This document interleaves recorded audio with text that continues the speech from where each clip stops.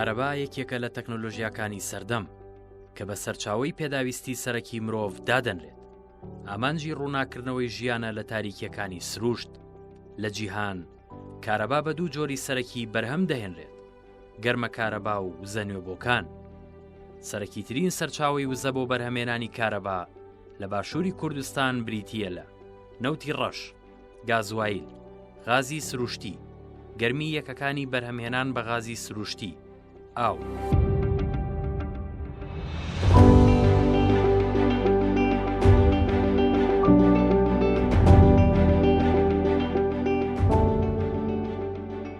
لە ئێستادا لە هەرێمی کوردستان بەرهەمهێنانی کارەبا بە ڕێژەی سەرەکی سەرچاوەکەی بە غازی سروشتیە و لە دوای غازی سروشتی بە نەوتی ڕەشە کە ڕێژەیەکی کەمە، ئەوی زۆر نییە، پاش ئەوش بە ئاوە. بەرهەمهێنانی کارەبا لە ئێستادا لە هەرێمی کوردستان بە نزیکەی 3500 مێگاوات بەرهەمهێنانمان هەیە. لەم 3500 مێگاواتە تقریباً 100 مێگاواتی بە ئاوە لە وێزگەی دوکان و دەربەنیخان. چەند وێزگەیەکی بچووکش هەیە لە داهاتوە کەوێتە کار. بە غازی سروشتی وێزگەی چەمچەماڵمان هەیە و وێزگەی هەولێرمان هەیە و وێزگەی بازیانمان هەیە کە زۆربەی ئەمانە هەمووی بە غازی سروشتیە و یعنی ئەتوانم بڵێم لە 70% زیاتری بەرهەمهێنانی کارەبا بە غازی سروشتیە. ئەوەی کە ئەمێنێتەوە بە نەوتی ڕەش چەند وێزگەیەکی بچوو هەم وێزگەیەکمان هەیە و زائیدەن بە گازوایلیش لە دهۆک لە بەرەوەی بۆری غاز تەواو نەبووە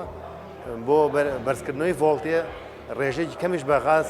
بە گاز بەرهەمهێنرێت. دیارە جاران بەرهەمهێنانی کارەبا لە کوردستان هەمووی بە گازوایل بوو، بەڵام خۆشبەختانە لە ئێستادا لە دوای ئەوەی کە غازی سروشتی بڵێن بەرهەم هات لە کوردستان و هەوڵ دراوە سەرجەم وێزگەکان بکرێت بە غازی سروشتی. بەرهەمهێنانی کارەبا لە هەرێمی کوردستان ئەوەی کە ئێستا هەمانە لە 80% پشت بە گازی سروشتی بەستێت.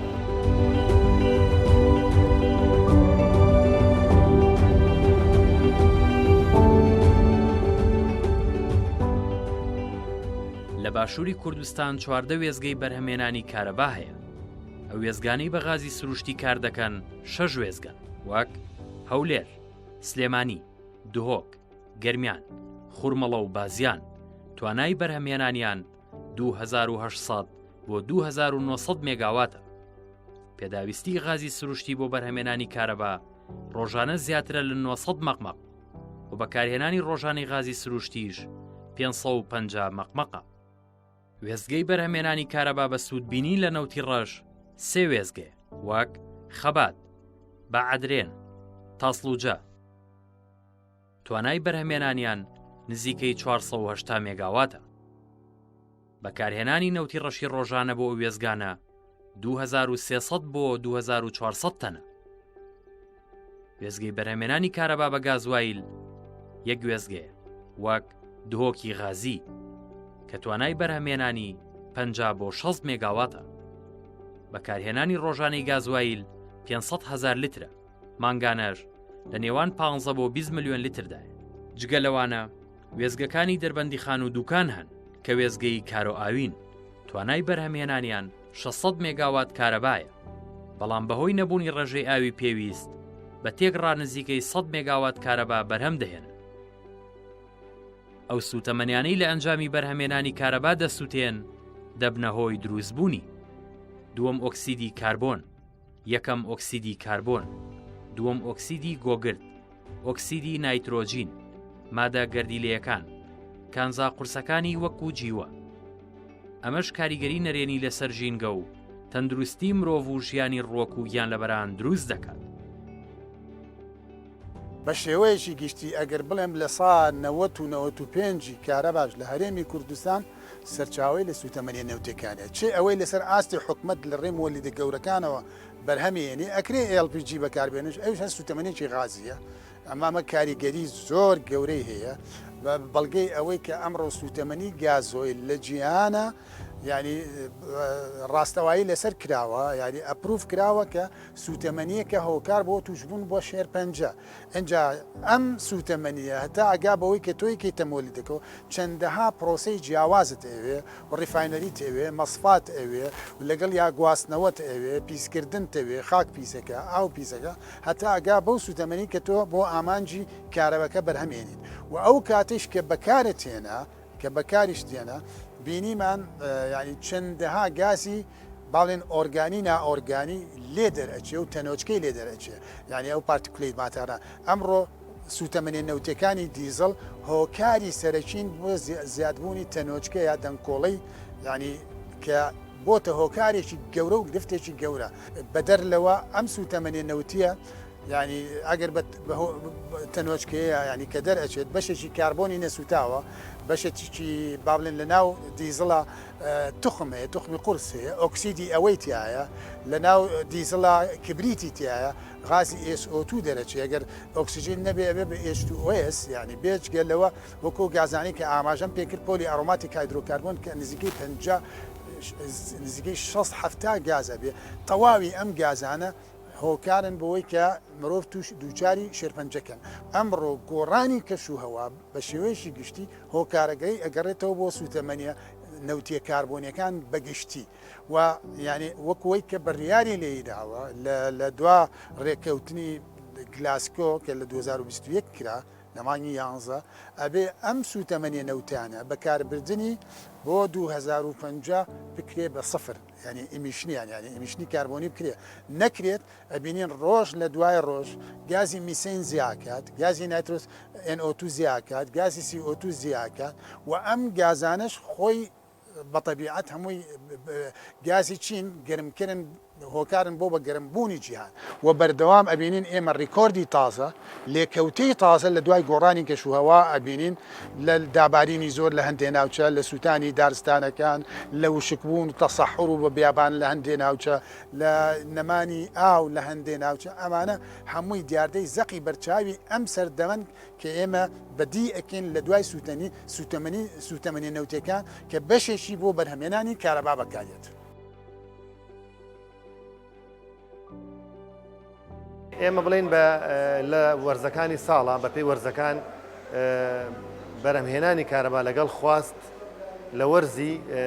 هاوین لەگەڵ وەرزی زستان هەمیشە خواستمان زۆر لەسەر و بەرهەمهێنانەوە بووە هەر ئەمە شەوای کرۆ نەمانتوانێت کارەبای پێویست بۆ هاوڵاتی دابینکەین بەڵام لە وەرزی بەهار و وەرزی پاییزە بەرهەمهێنانەکە لەگەڵ خواستان نزیک بۆ لێکەوە لە هەندێک کاتا وەکو یەکوا بۆ توانراوە 24 ساعت کارەبا دابینکرێت لەو کاتانی کە کەمتر بووە لە خواست چەند کاتژمێرێک کارەبا کوژاوەتەوە لەبەرەوەی بەڕاستی لە کوردستانە یعنی شتەکانمان بەپێی ستاندەر نییە ئەمە وای کردووە کە نەتوانرێت کارەبای پێویست بۆ خەڵک دابین کرێت چونکە هەم بەرهەمهێنانمان وەکو پێویستنەوە هەم بەکارهێنانی کارەبا لەلایەن هاوڵاتیەوە یعنی زۆر زیاد لە ستاندەراتی جیهانی هاوڵاتی ئێمە کارەبا بەکارهێنێت دیارە بڵین هۆکار زۆرە بۆ ئەوەی کە بەکارهێنانی کارەبا لەلایەن هاوڵاتی وەکو ستاندەر نییە هۆکاری سەرەکی ئەوەیە کە دروستکردنی خانۆکانی ئێمە لە ڕووی مواسەفاتەوە و وەزعی ژیانی خەڵک نەبوونی سوتەمەنی وای کردووە کە کارەبا بۆ بە بەدیلی سوتەمەنی ئەمانە هۆکارێکن لەوەی کە وەکو ستاندەر خەڵک کارەبای بەکار نێناوە یعنی بۆ نمونە ئەگەر هاوڵاتیەکی وڵاتانی دراوسی خۆمان سیر بکەین ینی هاوڵاتیەک لە ئێران ئەو کارەبای بەکاری ئەهێنێ زۆر کەمترە لەوەی کە هاوڵاتێک لە هەرێمی کوردستان بەکارێنێ طبعاً بە فیڕۆدانی کارەبا لە هەرێمی کوردستان ئەتوانین بکەین بە دوو قۆناغ ئێمە ئێستا لە قۆناغی دانانی پێوەری زیرەکەین بۆ هاوبەشانی کارەبا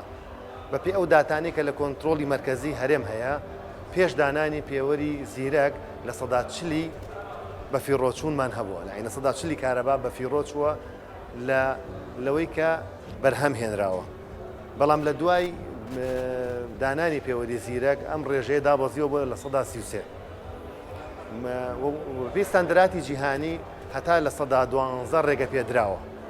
لە 112 بۆ لە 133 ئەو ڕێژەیە کە لە 121 ئەکات ئەوە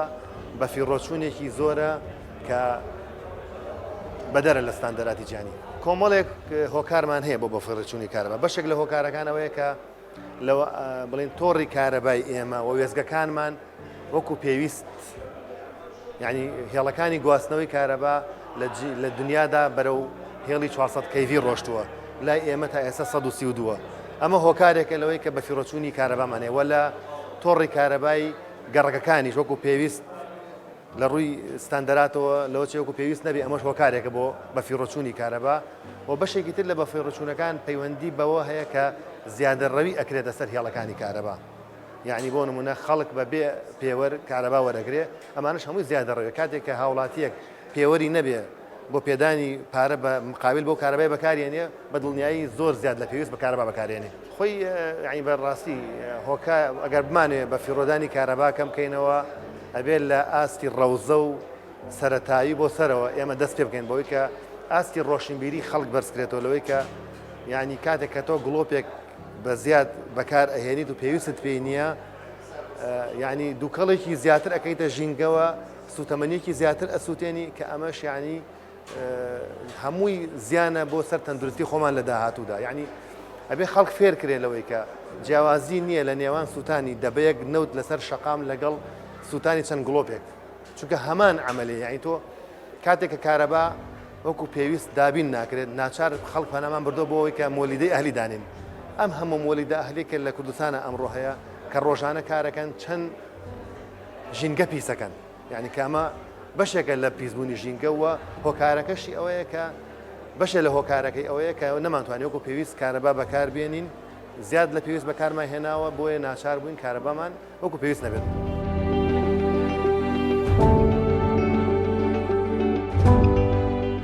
کارەبا لە باشووری کوردستان بارودۆخێکی جێگیری بەخۆیەوە نەبینی و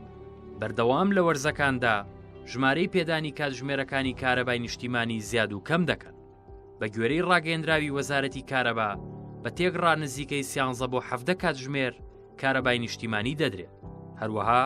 توانای بەرهەمێنانی کارەبا 3500 مێگاواتە لە وەرزی هاوین و بەهۆی گەرماوە خواز لەسەر ئەو بەرهەمە 5000 مێگاوات تێپەڕ دەکەن. عبارەت بەو پرسیارەی کە لە باڵەخانەکانە کارەبایەکی زیاتر بەکارێت دیارە پێدانی کارەبا بە هاوبەش ئێمە پێوەری کارەبای بۆ دانین و ناتوانین کۆتوبەندی کەین لەوەی کە چۆن ئەم کارەبای بەکەن چونکە کابرا پارە ئەیا مقابل بەو کارەبای کە بەکاری ئەهێنێت ئەوە ئەچێتە سەر ئەوەی کە ئەم کەسە لە ڕووی ڕۆشنبیریەوە یعنی خۆی ئەبێ حەز بەبەر پرسیارەتی کات بەوەی کە چەندێ پێویستی بە کارەبای ئەوەندە بەکاربێنێ و ئێمە جیاوازی نرخی کارەبای شوێنە بازرگانیەکان لەگەڵ ماڵان زۆر جیاوازیەکی زۆرە کە ئەمەش وە ئەکات یعنی بۆ ئەوەی ئەو شوێنانە وا بکەن کارەبا پێی پێویست بەکاربێنن چکە هاوڵاتیەک یەکەی کارەبای بە 18 دینار پێ ئەفرۆشرێت بەڵام شوێنێکی بازرگانی بە 150 دینارە لەبەر ئەوەی کە ئەمە خۆی یعنی بە پارە وای لەکەی کۆنتترۆلی بکەیت کە کارەبای کەمتر بەکاربێنێ سیستەمی ڕووناکردنەوە لە هەموو دنیا بەو شێوازەیە کە لە ڕێگەی فۆتۆسیێڵەوە کۆنتترۆل ئەکرێ بە شەو کارەبای ئەکەوێتە کار بڵێن لە بە ڕۆژە ئۆتۆماتیکی خۆی ئەکوژێتەوە یعنی لە ئێستادا ینی خۆشببختانە لە کوردستان و لە سنووری سلێمانی لە ڕووی ڕووناکی شەقامەکانەوە ینی لە هەوڵ و کاری لاین بۆی کە بتوانین زۆربەی شەقامە گشتیەکان ڕووناکرێتەوە چکە بەڕاستی ڕووناکردنەوەی شەقامەکان هۆکارێکن بۆ کەمکردنەوەی مەترسی و ڕووداوەکانی هاتوچۆ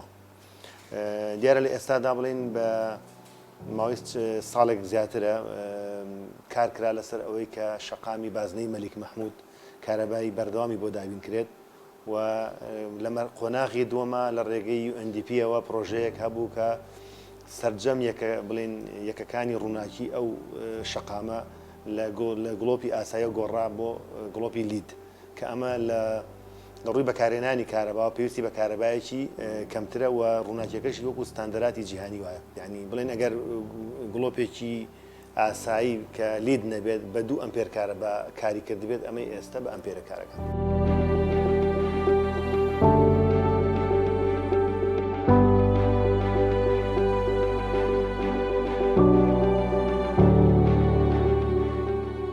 بەپێی ئاماری وەزارەتی کارەبا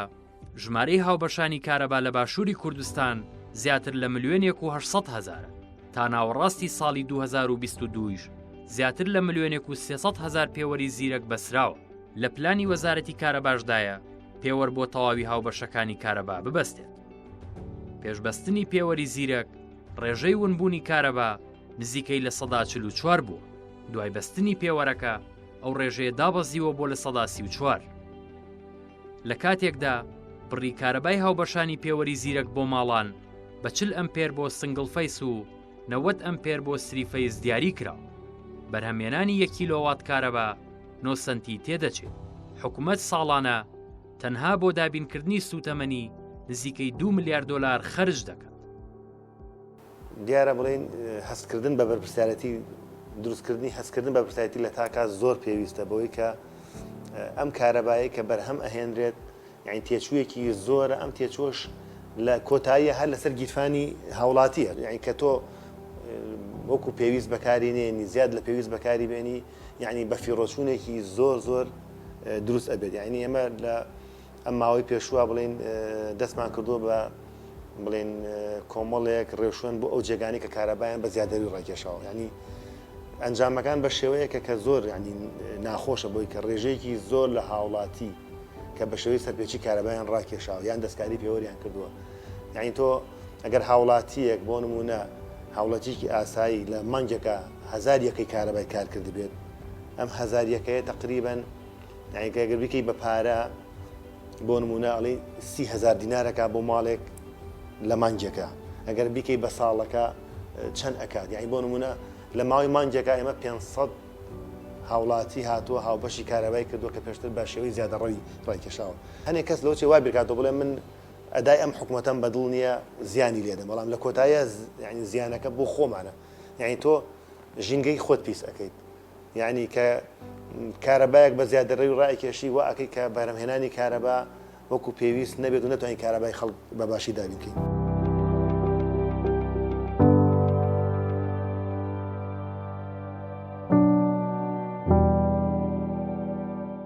لە ڕاستیە ئەمە یان دوو پرسیارێکە کە دوو بەش لە خۆ ئەگرێ. یەکەم بەرهەمهێنانەکەی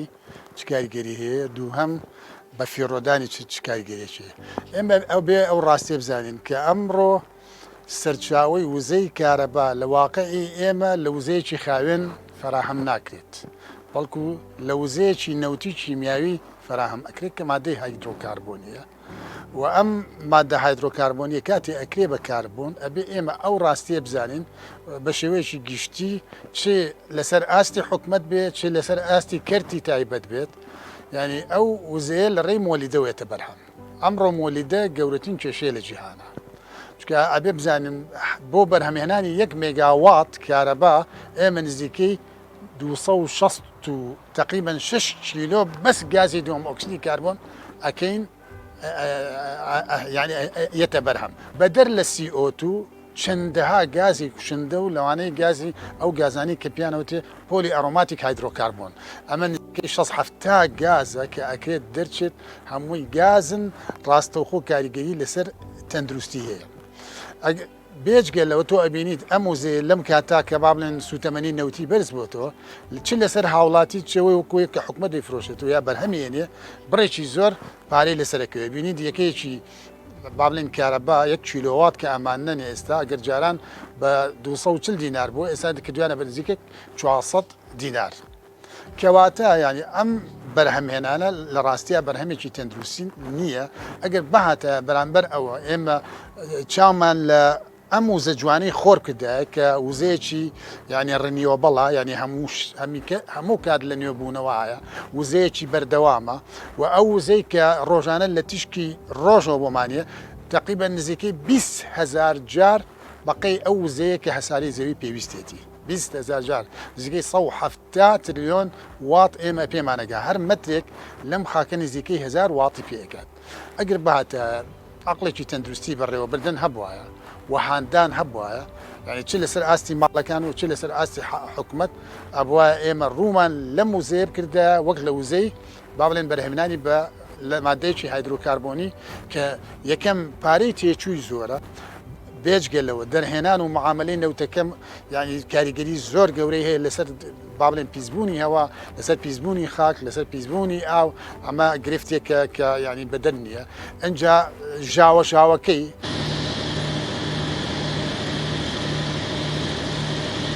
زۆریان کە کاتم نییە سەر و هەشتا دەسە بڵە کە ئەمە ڕێگە پێدراونیە و ئەمڕۆ لە هەرێمی کوردستان نزیکەی وەک وامەزەندا ئەکرێت 5,000 مولدەی بەرهەمێنانی کارەبا هەیە هەرچەندە ئەوەی کە حکومەتیش کە بەرهەمی ئێنێ هەر بە ڕێگەی سوتەمەنی نەوتی بەکارێنێ ڕەنگە بڵێن گازی LPG بەکاربێنێ یا غازی شل بەکاربێنە لەو کاتە تۆزێ لە باتەوەی 266 کیلۆ ینی CO2 بۆ هەر مێگاواتێ بێ ئەو کاتە لەو کاتە یانی نزیکەی ئەبێ بە 200 بابلێن کیلۆ کە LPG-کە دەرێکات یەکێک لەو فشارانەی کە لەسەر ژینگە دروزە بێت دەرهاویشتەی بەفیڕۆدانە یا بێسەرە بەریە لە بەکارهێنانە کە پێوتری ئەفلوێنس ئێمە هاوچێشەیەکمان هەیە ینی باڵێن کۆی کاریگەری سێ فاکتەر پێکەوە کۆ کاتەوە کە ئەماکە بە ئیمپاکت لەسەر ئینڤایرۆمنت یعنی ئەڵێن ئەم سێ هۆکارە هۆکاری سەرەکین لەوانە زیابوونی هاوڵاتی دووهەم بە فیڕۆدان یا دەستنەگرتن بەشتەوە بە شێوەیەکی تەندروست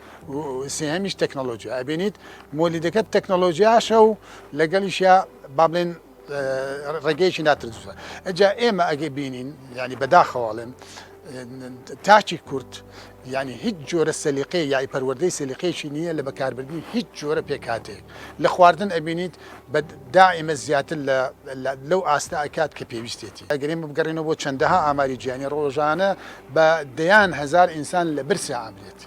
کەواتە ئەگەر بینە سەر تەورەی کارەباکەش ئەبینین من کە خانوویەکەکەم ینی ئەبێ لە کاتێک ئەو خانووەکەم لە پانتایی خانووەکەەوە بۆ هاوڵاتیەک ئەبێ حسابی بکەم وەکو ستاندەرتی جیهانی ئەبینیت ستاندەرتی جیهانی ئەگەر لە شوقابی تۆ نزیکەی 35 متر بۆ دیاری کراوە بەڵام ئەگەر لە خانووابی نزیکەی 55 متر بۆ دیاری کراوە بەڵام ئەم حاڵە بە هیچ کلۆجێ ڕەچاو نەکراوە سەرباری ئەوەی هیچ بایەخ نەدراوە بەو کوالتی ئەو مادانەی کە خانۆکەی لێ دروستەکرێت بۆ ئەوی کە ینی عازل بێت پێویستی بە وزەی سارکردنەوە وزەی گەرمکردنەوە نەبێت زیاتر لەوەش لە دیکۆری خانۆکە ینی زۆر پێکاتەی ینی دیکۆری بەکارێنیت ئەنجا فاکتەری سەرەکیش تۆ کە مەسە لە پانتایەکی زۆر گەورەتە بوو ئەمە ڕاستیەکە بێ بیزانین چەند قەبارەی خانۆکەت بە ڤۆلیۆم لە ناوە زیاکە ئەوە نە بەکاربردنی وزەت زیاکە ئەمە ڕاستیەکە نوکۆڵی لێنە ڕەنگە تۆ ئەگەر بێت بە موبەردەیەکە گرتوێمە بەستە تەوزیعاتی بۆ کرد دەبێت ینی موبەردەیەک کیلۆوات ینی 1 واتی ئەوێت بۆ مولدێکی 2500 بەڵام ئەگەر هاتی تۆ سپلیتێکت بەکارێناکە بە وزەی سوتەمەنی نەوتی بەرهەم هاتووە 15 ئەمپێر ئەوێت جابزانە 15 ئەمپێرە چەند واتی ئەوێت لەم کارەبایە وزەی کارەبا لە کاتێکدا بەکاردەهێنرێت جۆرێکی پاک و تا ڕادەیەک سەلامەتە بەڵام بەرهەمێنان و گواستنەوەی کارەبا کاریگەری لەسەر ژینگە دروست دەکات قەبارەی ئەم کاریگەریانەش بەندە بە چۆنێتی بەرهەمێنان و گەیاندنی کاریگەریە ژینگەیەکانی دەردانی گازی گەرمخانەی و پیسکەرەکانی تری هەوا بە تایبەت کاتێک سوتەمەنیەکە دەسووتێت بەکارهێنانی سەرچاوی ئاو بۆ بەرهەمێنانی هەڵم و ساردکردنەوە و پرۆسەکانی تر ڕژانی پیسبوون بۆ ناو ئاوەکان لەوانەش پیسبوونی گەرمی بەکارهێنانی زەوی بۆ بەرهەمێنانی سوتەمەنی و بەرهەمێنانی کارەبا و هێڵەکانی گواستنەوە و دابەشکردن لە ئەنجامی کاریگەریەکانی لەسەر ئاو و هەوا و خاک کاریگەری لەسەر ڕۆک و ئاژەڵ و ئیکۆسیستەم دروست دەکات تقریبا لە مانگ لە کۆتایی مانگی حەوت ئێمە دەستمان کردووە بەم حملەی بڕینی زیادە ڕەویە لە ماوەی مانگێک 500 هاوبەشی کارەبا کراوە لەو جێگانە کە پێشتر نەیان بوو و ئەم ڕێکارە کردومانە بە پلانێک هەموو هەفتەیەک 2 ڕۆژ لیژنەکان دەرئەچن بە شێوەیەکی بڵێن ئەو جێگە ئاگای لە خۆی نەبێ بە بێ ئاگایی ئەچنە سەردانی شوێنەکان ئەکەن و ئەو شوێنانەی کە زیادەڕەوە ئاگادار ئەکرێنەوە ئیتر ئەگەر ماڵ بێت ئەگەر بینەی بازرگانی بێت ئەگەر مەخزن بێت هەرچی بێت بە بێ جیاوازی مامەڵیان لەگەڵاکرێت و ڕوبەڕووی یاساکرێنەوە ئەو ئێمە من سنووری کارەکەی خۆم باس ئەەکەم سنووری کارەکە ئێمە سنووری بەڕێوەبەرایەتی دابەشکردنی کارەبای سلێمانیە سەبارەت بە وزەنیۆبووەکان لە ئێستادا حکوومەتی هەرێم یاسایەکی دەرکردووە کە ئەم یاسایە پاڵپشتیە بۆ ئەوەی کە هانی خەڵک بات کارکار لەسەر دانانی سیستەمی وزەنیۆبووەکان بە تایبەتی وزەی خۆر و خۆشببختانە بڵین کۆمەڵێک تەندەر لە بواری جێبەجێکردنەکە لە هەر پارێزگایەکی سلێمانی بڵین ڕێژەی 25 مێگاوات لە ڕێگەی وزەی خۆرەوە کارەبا بەرهەم ئەهێنرێت بە هەمان شێوە بڵین هانی هاوڵاتیش دراوە بۆی کە ئەو یەکەی کە لە خۆی زیادە و ئەگەڕێتەوە سەر تۆری کارەبا لەگەڵ ئەو یەکەی کە کاری کردو مەقاسی پێکرێت و ئەو هاوڵاتی ئەگەر لە خۆی زیاد بە پارەی لێ وەرناگیرێت ئێمە ئێستا ئەوەی بەپێ ئەو داتانەی کە لە لای ئێمەیە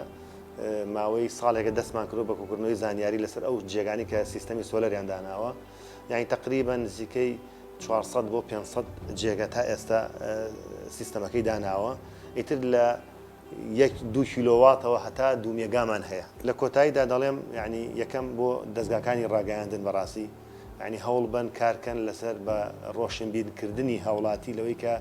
بەرهەمهێنانی کارەبا تێچوویەکی زۆری هەیە لەسەر حکوومەت و پێویستە بەکارهێنانەکەی وەکو پێویست بێت وها لە هەمان کاتە داواکەم لە هاوڵاتیان کە بەڕاستی یعنی بەکارهێنانی کارەبا لە زیاد پێویستی خۆت یعنی وەکو سووتاندنی پارەوایە. لە زۆربەی وڵاتە پێشکەوتەکان بۆ بەرهەمێنانی کارەبا سوودیان لەو زەنیۆبۆکانی خۆر و با وەرگرتووە تەنانەت سوودیان لە گەرمی ناوزەوی و هەڵکشان و داکشانی ئاوی دەریا و زەریاکانیش وەرگرتووە. وەزارەتی کارەبا لە پلانیدایە بڕی 75 مێگاوات کارەبا لە ڕێگەی سوود بینین لە وزەی خۆرەوە بەرهەم بێنێ لە هەر سێ پارێزگاکەی هەولێر، دهۆک، سلێمانی.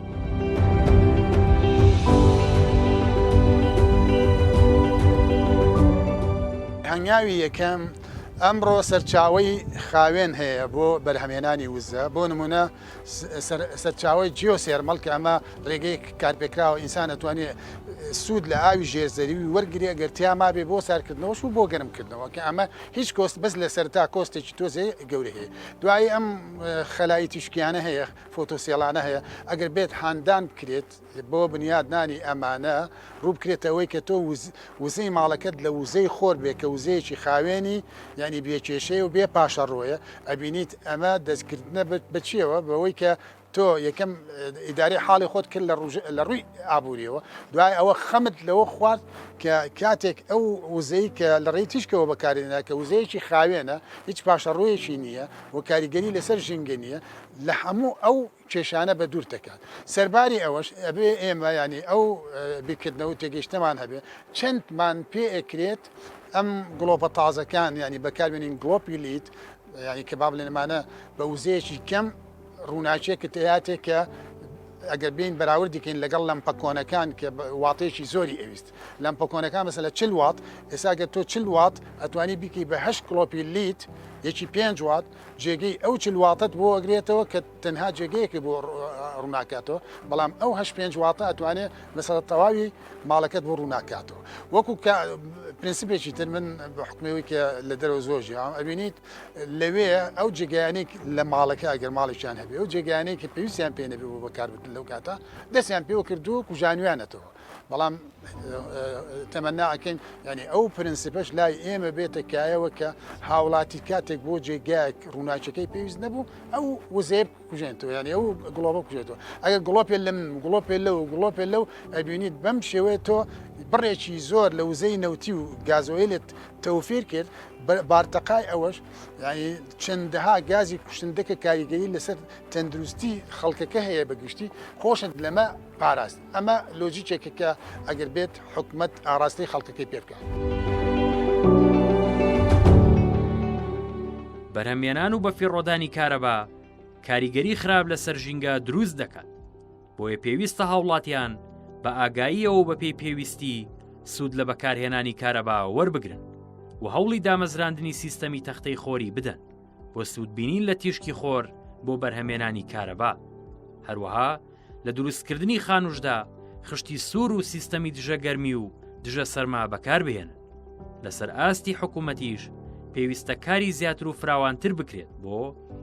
کەمکردنەوەی سەرچاوە پیسکەرەکانی ژینگە لە بەرهەمێنانی کارەبا سوودبینین لە زەنیۆبۆکان خۆر و با بڵاوکردنەوەی هۆشیاری ژینگەیی چاودێریکردنی هاوبەشانی کارەبا ڕێگەدان بە هاوردەکردنی و ئامێرانەی وزەی کارەبای کەمتر ڕادەکێشن بە تایبەت ئامێری فێنەکردنەوە دابەشکردنی کارەبا لە ڕێگەی کارتی زیرەک.